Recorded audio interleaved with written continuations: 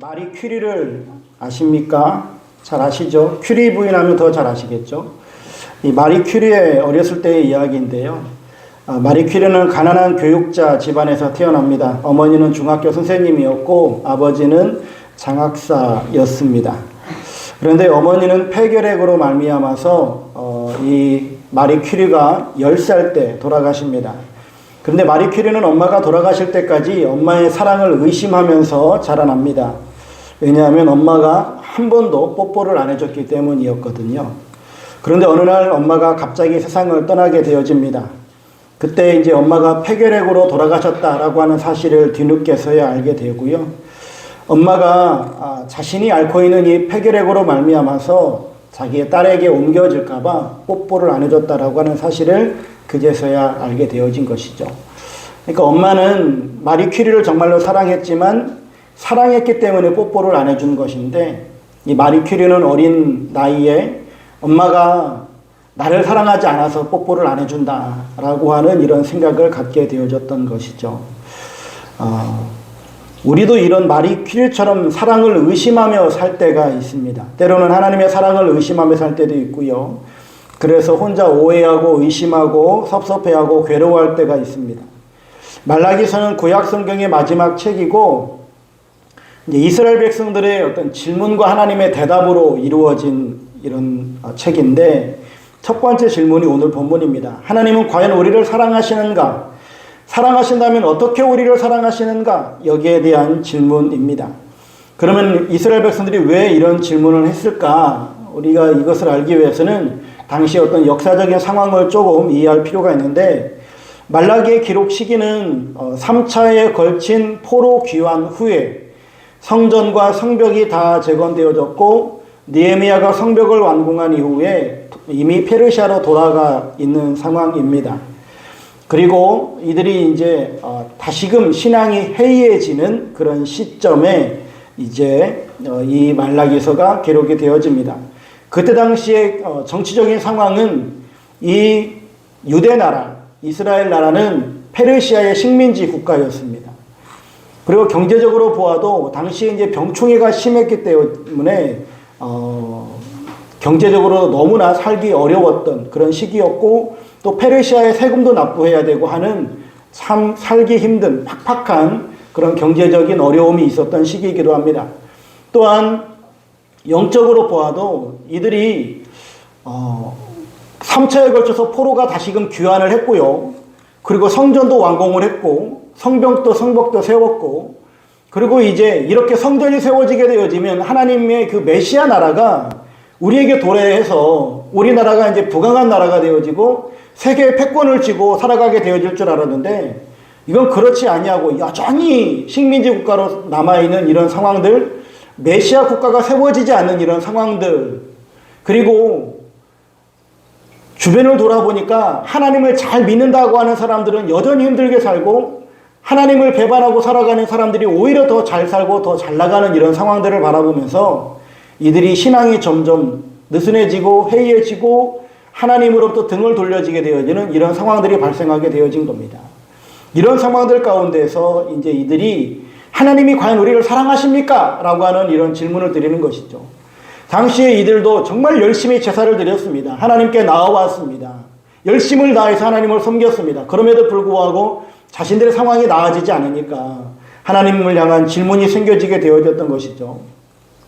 우리들도 신앙생활 처음 시작하고 하나님을 만나고 하나님 앞에 우리가 은혜를 체험했다라고 하는 이런 시간들이 지나고 나면 처음에는 정말로 그 은혜가 커서 너무나 감사해서 열심을 다해서 그래서 막 새벽에도 나와서 하나님 앞에 기도하고 모든 예배도 참석하고 열심히 봉사도 하고 뭐 교회에서 뭘 한다고 그러면 열심히 참여를 하고 하는 이런 상황들이 있다가 조금 시간이 지나고 난 다음에는 언제 그랬냐는 듯이 그냥 뒤로 쭉 빠져가지고 이제는 예배도 듬성듬성 나오는 이런 모습들을 우리가 종종 보게 되어집니다.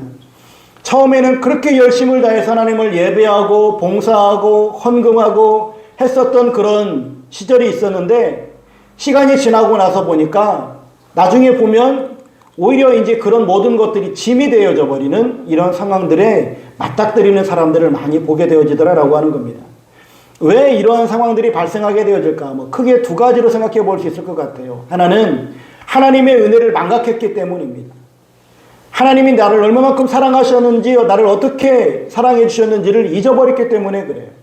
또 하나는 하나님과의 바른 관계가 설정되어 있지 않았기 때문에 그러하다고 보여집니다. 그러니까 하나님의 은혜를 망각했으면 우리가 하나님의 그 은혜를 다시금 기억하면 됩니다. 말씀을 보고 기도하면서 하나님의 은혜를 다시금 체험하면 됩니다. 그런데 하나님과의 관계가 잘못 설정되어졌을 경우에는 이것은 처음부터 다시 시작해야 돼요. 이거는 완전히 새롭게 시작해야 될 부분들이 있습니다. 일컬어서 이런 부분이겠죠. 처음에 신앙생활하는 사람들을 보면 그들이 예수님을 알아서 나의 구원자인 것이 믿어져서 교회에 나오는 사람들은 거의 없어요. 대부분 누군가에 의해서 그냥 전도를 받게 되어지죠.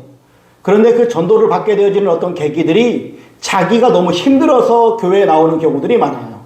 마음의 평안을 얻기 위해서. 또 교회 나오면 복 받는다라고 하니까 어떤 이러한 자기의 결핍 때문에 신앙생활을 시작하는 경우들이 많은 것을 보게 되어집니다. 이렇게 내가 예수를 믿게 되어지면 나의 결핍이 채워지게 되어지고 나의 필요를 보상해주는 이러한 신으로 하나님을 믿게 되는 경우가 많더라라고 하는 것이죠. 그래서 하나님과 거래를 하려고 하는 경우들이 많이 생겨납니다.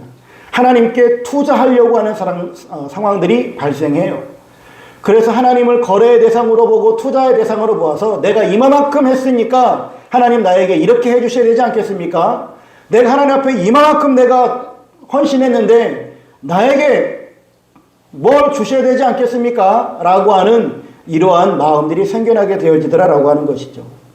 하나님의 은혜, 하나님의 사랑을 체험하고 그리고 그 하나님의 사랑 속에서 그가 하나님의 그 은혜를 충만히 받는 그런 상황 가운데에 신앙생활을 해 나가게 되어지면 하나님께서 나를 얼마만큼 사랑하시는지를 알아서 나의 이런 모든 시간들이 하나님 앞에 구원의 과정 가운데 있는 그런 성화의 과정이라고 하는 것을 그리고 신앙생활의 과정이라고 하는 것들을 알 수 있을 터인데 그렇지 않고 소위 말해서 주식에서 단타를 치듯이 아니면 뭔가를 쇼부를 보려고 하는 것처럼 하나님 앞에 거래하려고 하고 투자하려고 하는 이러한 신앙생활하는 사람들이 나중에는 결국은 그 욕구가 채워지지 않기 때문에 하나님을 배반하는 이런 일들이 생겨지는 것을 보게 되어집니다.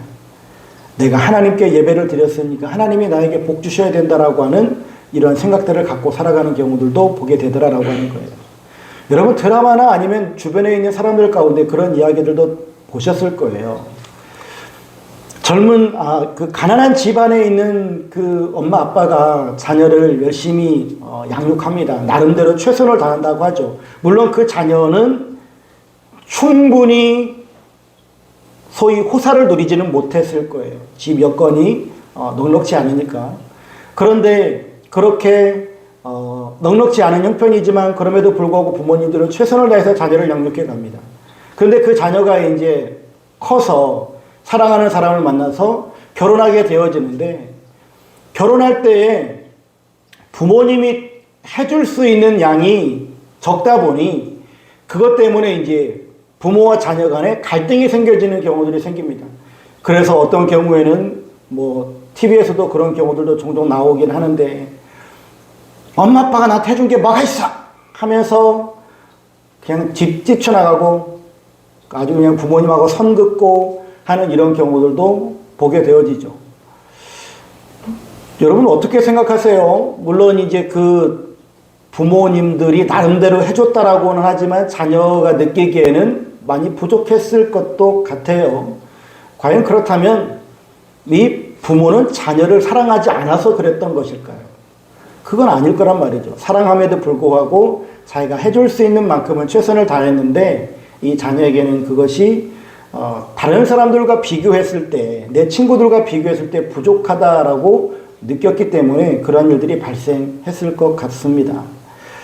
근데 오늘 본문의 상황이 그런 상황인 거예요. 이스라엘 백성들이 주께서 어떻게 우리를 사랑하셨나이까? 라고 이렇게 질문을 던집니다. 이것은 사실은 질문이 아니에요. 따지는 겁니다.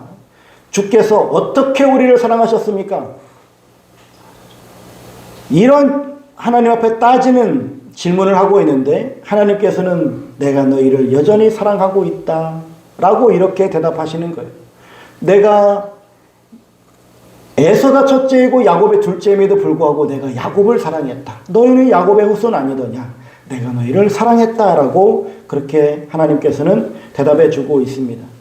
그런데 여기서도 우리가 좀 따져봐야 될 것이 과연 하나님께서 사랑하셨던 야곱과 하나님께서 미워하셨다라고 하는 에서의 그들의 어떤 행적을 한번 살펴보면 과연 하나님의 사랑을 받았다라고 하는 이 야곱의 삶이 어떠했던가라고 하는 것을 한번 보자고요. 여러분, 에서와 야곱이 있습니다. 그런데 에서는 자기가 마음에 드는 여자, 자기가 원했던 여자하고 결혼을 합니다.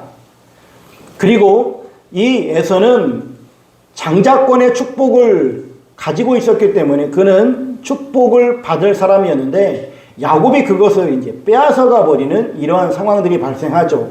이 일로 인하여서 야곱은 도망자의 신세가 되어야만 합니다. 에서는 집안에서 편하게 살면서 지낼 수 있었는데 야곱은 도망자가 되어야 했어요. 근데 이 에서는 자기가 원하는 사람과 결혼을 했는데 이 야곱은 자기가 원하는 사람과 결혼하는 시간이 결코 쉽지만은 않았어요. 그 과정 자체가 어려웠다라고 하는 것이죠.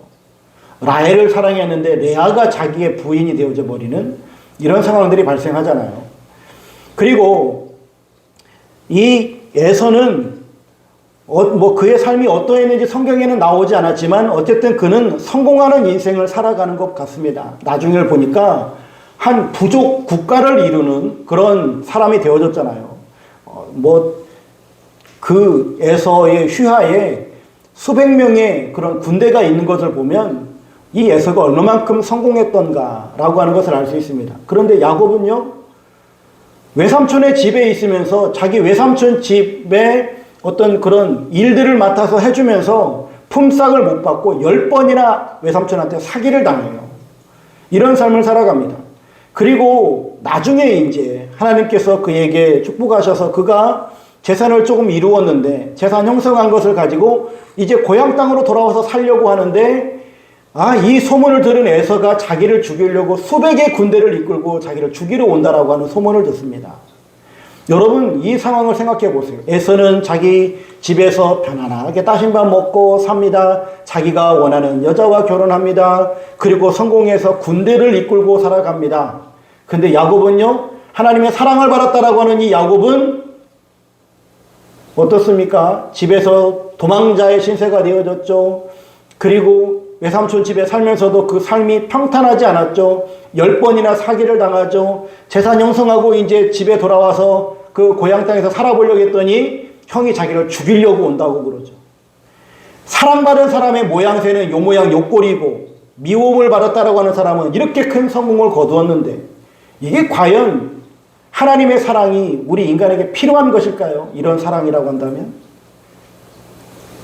우리가 잘 생각해 봐야 될 것이 이겁니다.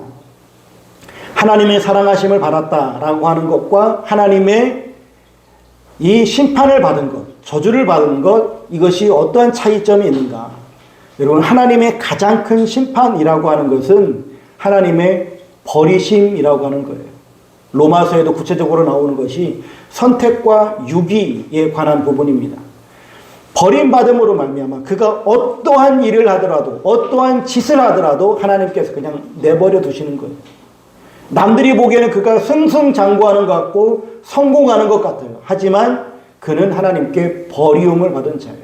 결국에 그의 종말은 결국은 패망으로 나아가게 될 겁니다. 하지만 하나님의 선택함을 입은 사람, 하나님의 사랑을 입은 사람은 하나님께서 그를 계속해서 간섭하시고 섭리하십니다. 그래서 그가 다른 길로 가지 않도록 그를 붙잡아 주십니다. 그에게 때로는 그를 더욱더 크게 성장시키기 위해서 연단을 불어넣으시기도 합니다. 그 모든 과정들을 옆에서 바라보고 있는 사람들은 그런 과정들이 아이고 힘들겠다라고 생각이 들고 당하는 그 당사자는요, 아이고 죽겠다 이제 이런 소리가 저절로 나오게 되어지겠죠. 하나님의 사랑을 입은 사람들은 죽겠다라고 하는 이런 소리가 나오고, 하나님의 사랑을 받지 못한 혹은 저주를 받은 그런 사람들에게는 참 세상 좋다라고 하는 소리가 나올 수도 있다라고 하는 겁니다. 세상적으로 나타나는 이 현상이 하나님의 사랑받음과 하나님의 버림받은 것을 결정할 수 없다라고 하는 거예요. 눈에 어떻게 보이든지 그것은 중요한 것이 아니라 하나님의 참 사랑을 받은 사람과 하나님의 버림을 받은 사람은 맨 나중에 보면 그의 결과가 달라지더라라고 하는 사실입니다. 이러한 배경 가운데에 우리가 오늘 이 말씀을 다시 한번 살펴보려고 합니다. 하나님은 오늘 우리에게도 동일하게 말씀하십니다. 내가 너희를 사랑하였노라. 하나님은 이스라엘을 사랑하셨죠. 그래서 그 언약 백성들을 하나님께서 특별히 사랑하셔서 애굽에서 구원해내셨고 한 나라를 이루게 하셨습니다. 그리고 그들에게 특별한 사랑을 공급하시죠. 우리들에게도 동일하게 하나님께서는 약속하시고 말씀하십니다. 우리가 연약한 때에 그리스도께서 경건하지 않았던 우리를 위해서 죽으십니다. 우리가 아직 죄인 되었을 때에 주님께서 죽으심으로 말미암아 하나님께서 우리를 향한 사랑을 확증하십니다. 우리가 원수 되었을 때에 그의 아들의 죽으심으로 말미암아 우리가 하나님과 화목하게 되어졌습니다. 로마서 5장 6절, 8절, 10절에 관한 말씀인데, 우리가 연약했고 죄인이고 원수였던 그런 상황 가운데서도 하나님께서는 우리를 사랑하셔서 우리를 구원하셨다라고 말씀해 주고 있습니다. 이것이 지난날 과거에 해당되어지는 말이냐? 아니요. 로마서 8장 32절에 보면 자기 아들을 아끼지 아니하시고 우리 모든 사람을 위하여 내주신 이가 어찌 그 아들과 함께 모든 것을 우리에게 주시지 아니하겠느냐라고 말씀하시면서 우리에게 이 하나님의 사랑은 영원토록 이어질 것을 말씀해 주고 있습니다. 여러분, 하나님은 우리를 영원토록 사랑하시는 줄로 믿으시기를 바랍니다. 제가 이 말씀을 묵상하면서 하나님께서 과연 나를 사랑하시는 증거가 무엇일까? 를 한번 생각을 해보았습니다. 하나님께서 나를 사랑하신다라고 하는 증거. 여러분들은 어떻게 하나님께서 여러분을 사랑하신다라고, 이것이 바로 하나님께서 나를 사랑하시는 증거입니다 라고 말씀하시겠어요? 저는 이제 이 말씀을 준비하면서 이렇게 묵상하다가 네 가지를 한번 생각해 보았습니다. 첫 번째로는 하나님께서 나를 구원하셨던 이 사건이 믿어지게 되어졌다라고 하는 거예요. 남들이 갖지 못하는 이 믿음을 내가 갖게 되어졌다라고 하는 거예요. 이것이 얼마나 큰 사랑인지는 이미 성경에 수도 없이 말씀해 주고 계시고, 내가 지금 그 사랑을 입고 있다, 내가 이 구원의 복음이 믿어지고 있다라고 하는 것이 얼마나 큰 하나님의 사랑을 받고 있던가 라고 하는 것이에요. 두 번째로는 하나님께서 나를 버리지 아니하시고요, 하나님께서 나를 훈련해 가시더라, 나를 연단해 가시더라 라고 하는 것이 하나님께서 나를 사랑하시는 증거라고 성경에 기록되어져 있고, 그것이 제 마음속에 믿어지기 때문이에요. 하나님께서 저를 연단하시는 것, 훈련하시는 것. 물론 때로는 저의 실수와 잘못들로 저의 죄로 인해서 잘못된 선택으로 감으로 말미암아서 하나님께서 채찍질로 저를 바른 길로 이끄시는 때도 있고, 또는 저를 더 성장시키기 위해서 어떤 고난의 과정을 주셨던 것도 저는 이미 다 체험해서 압니다. 예, 하나님께서 저를 그런 연단의 과정들을 통해서 저를 빚어가신다라고 하는 이 사실을 저는 믿습니다. 그리고 그러한 사건들을 바라보면서 하나님께서 저를 얼마나 사랑하셨는지를 알아요. 또 하나님께서 저에게 평강을 주시기 때문이에요. 남들이 요즘에도 뭐 그런 많은 사람들이 이제 뭐 주변에 가끔 보면은 목사님들이 물어봐요. 교회 어떠세요? 목회 어떠세요? 예, 물어봅니다. 이게 뭐 직접 와보면 알 것을. 네. 그때마다 제가 그분들에게 말씀을 드리죠. 네, 너무나 행복합니다. 왜냐하면 제 마음 가운데 평강이 있기 때문에 그래요. 개척교회를 하고, 그리고 아직까지도 뭐 한국교회 전체적으로 다 회복하기가 어려운 이런 상황이고, 더군다나 우리 교회 개척교회이고 참 상가 2층으로 올라온다는 게 얼마나 어려운 일인지를 제가 개척을 해보니까 더 알겠어요. 참 이곳에 올라와서 등록한다라고 하는 것이 결코 쉬운 일이 아니다라고 하는 것. 그런데 희한하죠. 그럼에도 불구하고 제 마음속에 어떤 초조함이나 어떤 그런 마음이 없어요. 하나님께서 저에게 평강을 주시는 것을 제가 지금 누리고 있기 때문에 하나님께서 나를 사랑하시는구나, 나를 지금 붙들고 계시는구나 라고 하는 것을 계속해서 누리며 살아가고 있습니다. 네 번째로는요, 뭐냐면 하나님께서 나를 사랑하시는 증거가 무엇인가? 어쩌면 이것이 저에게는 더 결정적일 수도 있는데 뭐냐면 내가 하나님을 사랑하고 있다라고 하는 거예요. 하나님이 나를 사랑하시는 증거는 무엇인가? 내가 하나님을 사랑하고 있다라고 하는 겁니다. 목회라고 하는 것이 저의 어떤 밥벌이가 아니라, 그리고 말씀을 준비하기 위해서, 설교를 준비하기 위해서, 설교하기 위해서 막 연구하면서 책 보면서 짜내는 것이 아니라, 내가 지금 하나님의 사랑을 이렇게 담담히 그리고 진솔하게 남들에게 고백할 수 있다라고 하는 것이 하나님께서 정말 나를 사랑하시는 증거로구나 라고 하는 것이 믿어진다라고 하는 것이죠. 그래서 그 하나님을 사랑하는 마음에 하나님을 예배하기도 하고 하나님 앞에 기도하기도 하는 거예요.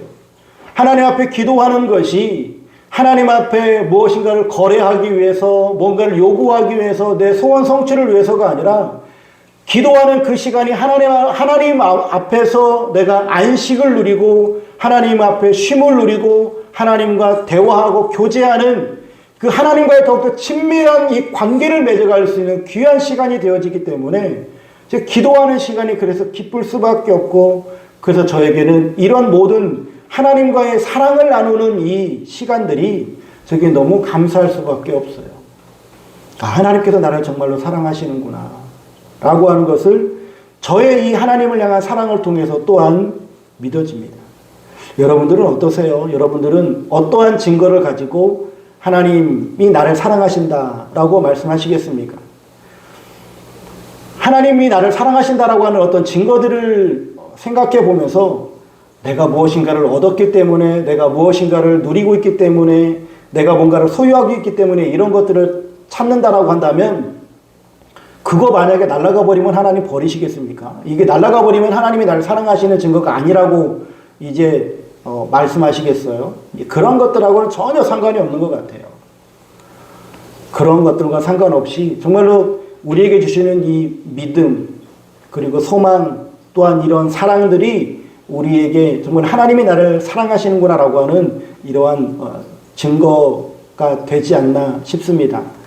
물론 이제 또 다른 영역들도 많이 있을 거예요. 그리고요, 이러한 상황들 가운데 하나님이 우리를 사랑하신다라고 하는데, 사람들은, 그런데 이스라엘 백성들도 마찬가지고 우리들도 마찬가지고, 너희는 이르기를 주께서 어떻게 우리를 사랑하셨나이까? 라고 이렇게 질문하듯이, 사람들은 하나님 앞에 하나님이 나를 사랑하신다고 한 증거가 뭡니까 도대체? 내가 그렇게 기도했는데 하나님 나한테 응답도 안 하고, 내가 그렇게 열심히 봉사하고 섬겼는데 하나님 나한테 아무것도 안 해주고 라고 하는 이러한 말들을 하고 있지 않는가라고 하는 것이에요. 우리가 하나님의 사랑을 느끼지 못하는 것은 어쩌면 크게 두 가지가 있다라고 생각이 들어집니다. 첫 번째는요, 철이 없어서 그래요. 철이 없어서. 두 번째로는 영적 권태기가 찾아와서. 이거는 어리니까 철이 없는 거고요. 몸이 어리다는 말은 아니겠죠. 어쨌든 어리니까 철이 없고, 그것이 너무 익숙해져 버리니까 권태기가 찾아온 게 되겠죠.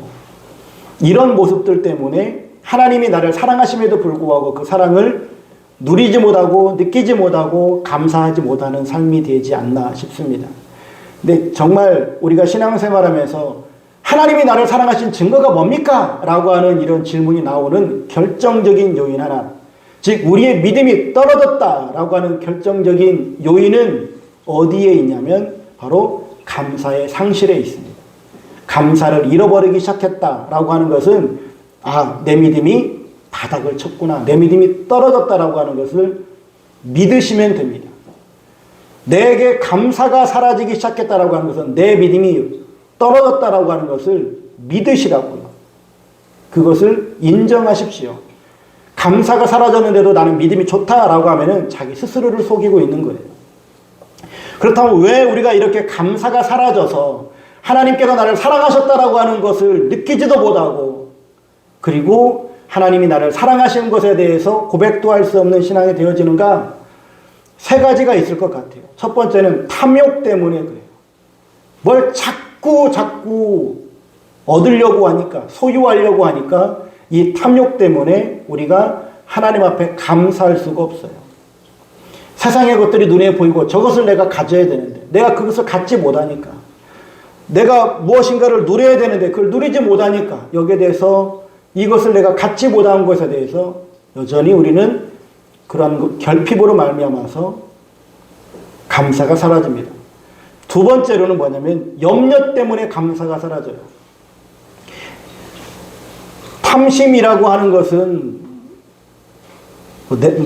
많이 가진 사람이나 적게 가진 사람이나 모든 사람들이 가지고 있는 바인데, 이 염려라고 하는 것, 이것도 물론 물질적인 것이 아니라 정신적이나 정서적으로, 또는 물질적인 것도 포함될 수 있겠지만 어쨌든 나에게 좀 결핍이 있는 사람들이 염려가 많아요.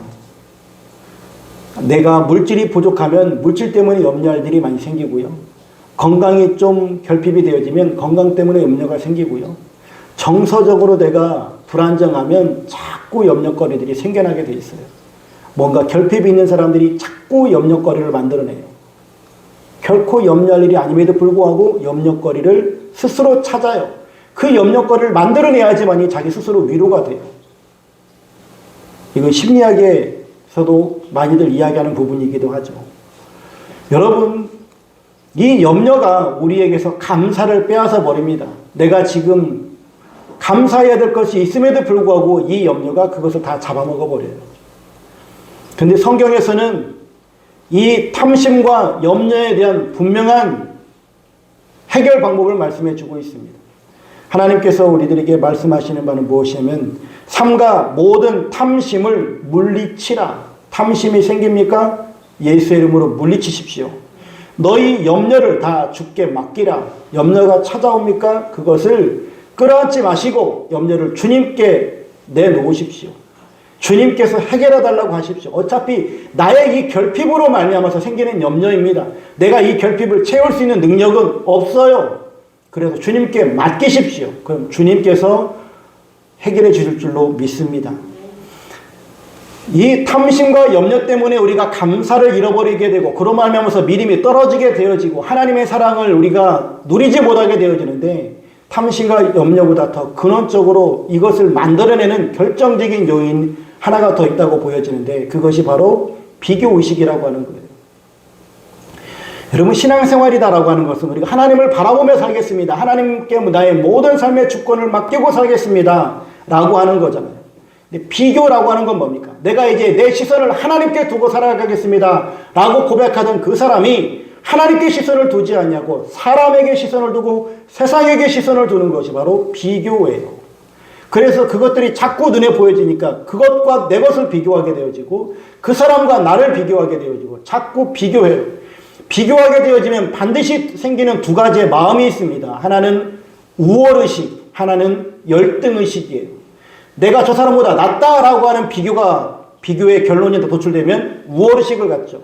내가 저 사람보다 못하다라고 하는 이 비교의 결론이 나오게 되어지면 열등의식을 가져요.